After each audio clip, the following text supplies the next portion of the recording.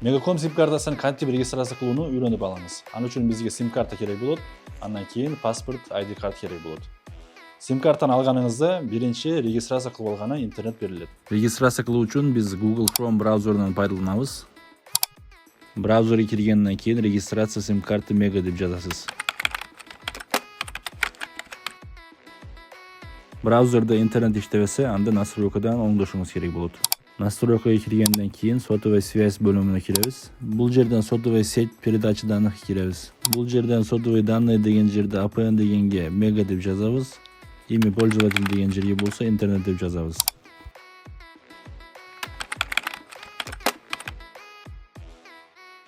Андан кийин Google Chrome'га кирип, кайрадан регистрация сим карт деп жазсаңыз, интернет иштеп, сизге керектүү сайтка кирет.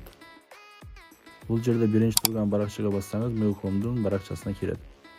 Биринчи турган катарга номер абонента жазылат, ошол сиз алган сим картаны жазасыз номерин. Кийин болсо тип документтен тандайсыз, бул жерде биздин учурда паспорт, ID картаны тандайбыз. Андан кийин болсо биринчи плюсту басып, биздин ID картабыздын биринчи тарапын сүрөткө тартып кошобуз. Кийинки этапта экинчи плюсту басып, ID картанын экинчи тарапын сүрөткө тартып, аны дагы кошобуз.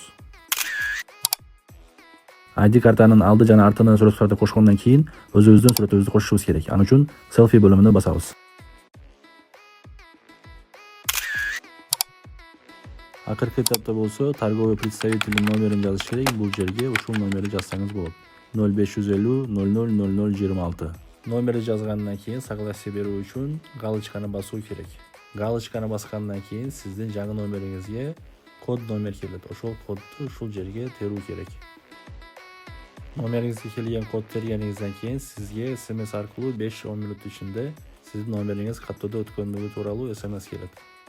Ушинтип биздин жаңы номерибиз регистрация болду.